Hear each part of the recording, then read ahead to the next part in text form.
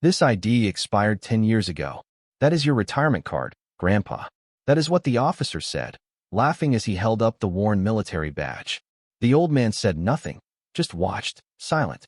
But when he made one quiet phone call from the corner bench, everything changed because the number he dialed did not ring a local contact. It rang a red line at the Pentagon. And suddenly, those who mocked him realized some IDs might expire, but the authority behind them never does. Some respect is not requested, it is remembered. Respect for the legends we forget until they remind us. Tuesday mornings at the Riverside County DMV were always the same. A sea of impatient faces, fluorescent lights flickering overhead like nervous sentinels. The constant electronic chime announcing each new number. Today was no different. Q127, Windows 6, next customer, please. The air hung heavy with collective frustration. Parents juggled restless children. Teenagers scrolled endlessly on phones. Workers watched the clock, calculating minutes lost from precious lunch breaks. In the far corner, an elderly man approached Windows 6 with measured steps. Unlike the disheveled crowd, he stood apart. Silver hair precisely combed, navy blue coat pressed and lint-free, khaki slacks with a perfect crease. His posture remained military straight despite the slight tremor in his right hand, a remnant of something the casual observer would not understand. "Good morning, Fu," he said, voice quiet but clear. "I need to renew my identification, please." Melissa Chun, 3 months into her DMV position and already numb by repetition, barely looked up. License or state ID? Neither. He extended a weathered hand, placing something on the counter between them. Melissa glanced down, expecting the usual driver's license. Instead, she saw a military identification card, unlike any she had processed before. Faded blue, unusual markings, security features she did not recognize. "Sir, this expired in 2012, she said, voice tinged with the practiced impatience of someone who had explained basic procedures too many times. "I understand," he replied evenly. "I am here to renew it." Melissa frowned, fingers hovering over her keyboard. The protocol for expired military IDs existed, but this one did not match any template in her training. Raised her hand, signaling her supervisor. "Problem?" Carlos Delgado asked, leaning over her shoulder. "Unusual military ID expired a decade ago." Carlos examined the card with growing skepticism. He gestured toward Officer Mark Reeves, the uniformed security officer stationed nearby. "Everything all right?" Reeves asked, approaching the window with casual authority. At 28, with 3 years on the security force, he carried himself with the confidence of someone who enjoyed the minor power his position afforded. "This gentleman is trying to renew a military ID," Carlos explained, handing the card to Reeves.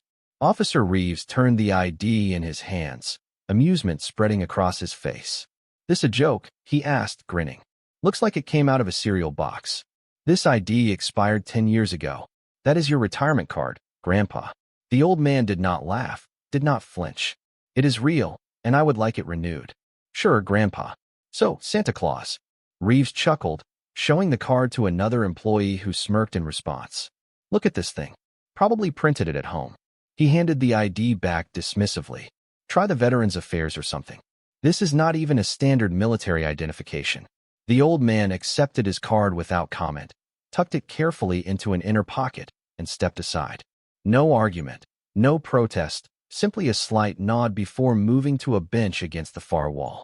There, he sat perfectly still, removed a basic flip phone from his coat, and unfolded a small piece of paper containing a single handwritten number. No area code, no name beside it, just 12 digits that had not changed in 30 years. The old man dialed methodically, each number pressed with deliberate precision. The phone rang once before connecting with a soft click. Pentagon switchboard clearance code. The female voice was crisp, professional, devoid of any identifying regional accent. He spoke 6 numbers followed by 4 letters. Calm, precise, no hesitation. The operator did not ask his name, did not request verification. She simply replied, transferring, "Please hold." A series of clicks followed, then silence. He closed the phone and returned it to his pocket, his expression unchanged as he settled back against the hard plastic bench to wait. At Windows 6, life continued. Number 128 was called. A teenager with oversized headphones slouched forward, driver's permit application in hand. Officer Reeves leaned against the counter, still amused by the previous encounter. "You see that old guy's card?" he asked Melissa, voice pitched just loud enough to carry. "Bet he forged it to get senior discounts or something." Having seen it before, a few people in the nearby queue chuckled uncomfortably. An older woman glanced toward the bench and then quickly away. Melissa smiled thinly, unlocking her phone during the brief L. She opened Reddit, fingers already typing a post for entitled people. Old guy tries to use expired military ID at DMV. Totally fake, probably printed at home. The security officer shut him down. She attached a blurry partial image of the ID she had surreptitiously snapped, careful to keep the man's face out of frame to avoid trouble. 5 minutes passed.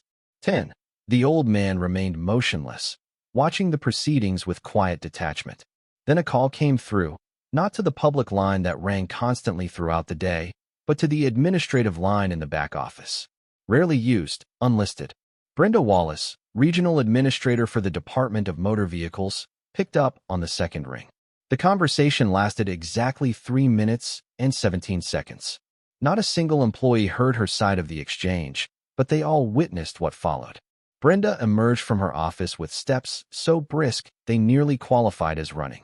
Her typically composed face had flushed to a deep crimson that spread down her neck and disappeared beneath her collar. She did not look at the old man on the bench, did not acknowledge the waiting customers. She walked straight to security, finger pointed directly at Officer Reeves. "You," she snapped.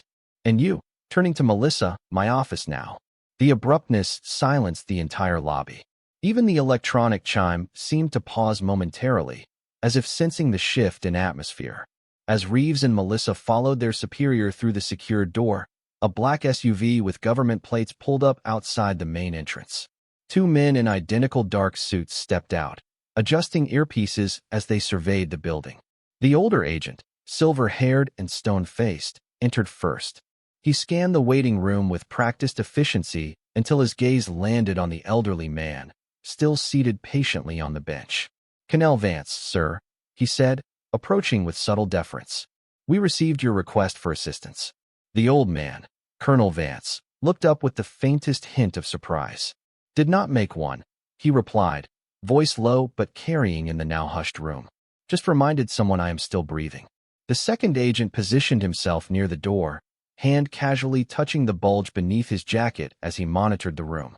On the other side of the security door, raised voices carried through the thin walls. Words like classified and authorization and security clearance filtered into the lobby. The door swung open again. Officer Reeves emerged, face drained of color, eyes fixed firmly on the floor. No smirk, no authority, just the stiff movements of someone navigating unfamiliar terrain. "Sir," he began, approaching Colonel Vance. "I did not realize." "No," Colonel Vance replied evenly. "You did not." Bureaucratic tedium to breathless theater. Conversations ceased, phones lowered, eyes tracked every movement between the suited agents and the elderly man they addressed with unmistakable respect. The older agent produced a leather portfolio and extracted a folder stamped with recognizable federal markings. "We have brought everything you will need, Colonel," he said, offering the documents. Fast track renewal authorization, official apology from the Department of Defense liaison, and escort orders for immediate processing. Colonel Alexander Vance accepted the folder with a slight nod, but made no move to open it. 37 years of classified operations had taught him that documents were often the least important part of any interaction. The security door opened again. This time, Brenda Wallace herself emerged, followed by a visibly shaken Melissa. The regional director's professional composure had returned, though her complexion remained unnaturally flushed. "Colonel Vance," she said, voice pitched slightly higher than normal. "If you will come with me, we can process your renewal immediately. I have cleared my personal office for privacy." "No." The colonel's response was simple, definitive. "I will wait my turn." Brenda blinked, momentarily thrown. "Sir, after what happened?" "What happened?" Colonel Vance interrupted gently. "Was a misunderstanding. I have had worse." A single dry chuckle escaped him. The first emotion he had displayed since entering the building. Those closest might have glimpsed something in his eyes then. Not anger. Something deeper. Memories of places where misunderstandings had consequences measured in blood rather than embarrassment. But your schedule, sir, the younger agent pressed. The Pentagon indicated. The Pentagon does not dictate my afternoon. Vance replied. He gestured toward the electronic display overhead. Number 142 is next. I am 151. I will wait. The DMV staff exchanged uncertain glances, but no one dared contradict him. Brenda nodded stiffly and retreated to her office, the agents taking positions near the colonel's bench. Officer Reeves remained frozen, caught in the impossible space between apology and escape. Sir, he finally managed, voice barely audible. If I had known who you were, you would have treated me differently. Colonel Vance finished for him. That is the problem. For the next 47 minutes, Colonel Vance waited like any civilian. When 151 finally flashed on the screen, he approached window 4, not the director's office, and submitted his renewal application to a wide-eyed clerk who processed it with trembling hands. The suited agents remained nearby, their presence transforming the mundane government office into something that felt vaguely classified. Whispers spread, phones discreetly captured. Images. The story was already forming, though none present knew its true dimensions. As Colonel Vance prepared to leave, ID properly renewed, he paused beside Officer Reeves, who had maintained his position by the security desk throughout the ordeal. Officer, he said quietly. Reeves straightened involuntarily. Yes, sir. Colonel Vance removed his updated identification card, holding it briefly visible. Next time you see this badge, stand or step aside. He did not wait for a response, simply returned the ID to his pocket and walked toward the exit, the agents falling in to step beside him. At the door, he turned once more, addressing no one in particular and everyone at once. That ID you laughed at, he said, voice carrying in the hushed room, was issued at Camp Perry in 1984. The signatures on it belong to men whose names most history books do not remember. Not because they did not matter, but because they mattered too much to be written down. A young mother clutching renewal forms pulled her phone out, recording the moment. I carried it through 3 conflicts you never heard about in 7 countries that would not acknowledge I was there. When it expired in 2012, I was operating where American credentials would have been a death sentence. He adjusted his coat with the precise movements of a man accustomed to creases in alignment. Respect is not about recognition. It is about remembering that some of the most important work is done by people whose names you will never know, carrying identification you will not recognize. With that, he exited the building, disappearing into the waiting SUV as quickly and quietly as he had arrived. Behind him, Officer Reeves sank into a chair, already knowing his career would not survive the day. At window 6, Melissa stared at her phone at the half-written Reddit post still open on her screen. With a shaking finger, she deleted it and closed the app. Some stories, she realized, were not hers to tell. By dawn the following morning, Colonel Alexander Vance had become an unlikely internet sensation. The young mother's video had been uploaded, shared, and amplified across social media platforms. Without context, without background, millions watched a silver-haired man in a simple navy coat deliver a lesson in quiet dignity. Pentagon officer humiliates DMV staff after ID mockery. Read one headline. They laughed at his expired ID. Then the Pentagon called, proclaimed another.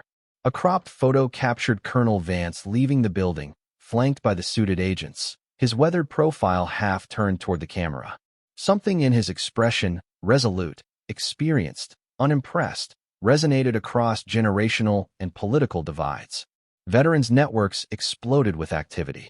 Retired service. Members recognize elements of the situation that civilians missed entirely. They laughed at a living legend, wrote a former Marine on a popular forum.